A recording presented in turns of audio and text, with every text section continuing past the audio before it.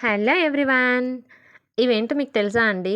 నేనైతే first time చూసాను. Actually నాకసలు పచ్చి జీడిపప్పు అనేది ఉంటుందనేది కూడా తెలియదు. సో, నేను ఇక్కడ మేము మా రిలేటివ్స్ ఇంటికి వెళ్ళేటప్పుడు ఫ్రూట్స్ తీసుకుందామని ఆగాము ఒక ఫ్రూట్ షాప్ దగ్గర. అయితే వీళ్ళిక్కడ ఇవి పచ్చి జీడిపప్పు అంట ఇది ఒలుస్తున్నారు చూడండి. ఎవరో వచ్చి కూడా కొనుక్కుంటున్నారనమాట. అసలు నేనైతే ఫస్ట్ టైమ్ చూస్తున్నానండి. మీలో ఎంతమందికి ఇది తెలుసో నాకు కమెంట్ చేయండి. అండ్ పచ్చి జీడిపప్పు తెలిసిన వాళ్ళు లైక్ కూడా చేయండి. ఇది వచ్చేసరికి అంటే మనకి నార్మల్‌గా జీడిపప్పు అనేది డ్రై చేసి జీడిపప్పు కాయల్ని బాగా ఎండబెట్టేసి అవి ఫ్యాక్టరీకి పంపించేసి జీడిపప్పులాగా తయారు చేస్తారు కదా!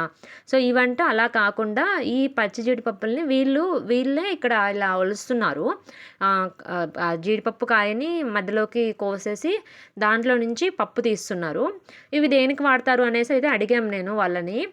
వాళ్ళేమన్నారంటే ఇది వచ్చేసరికి కర్రీస్‌లో వాడతారంటండి. ఇప్పుడు నార్మల్‌గా మనకి ఫంక్షన్స్‌లో వాటిల్లో కర్రీస్‌లో చేస్తాం కదా! మటన్ కర్రీ కానీ, చికెన్ కర్రీ కానీ, ప్రాన్స్‌లో కానీ లేదంటే జీడిపప్పు కర్రీ కానీ అలా అయినా చేసుకోవడానికి వాడతారంట.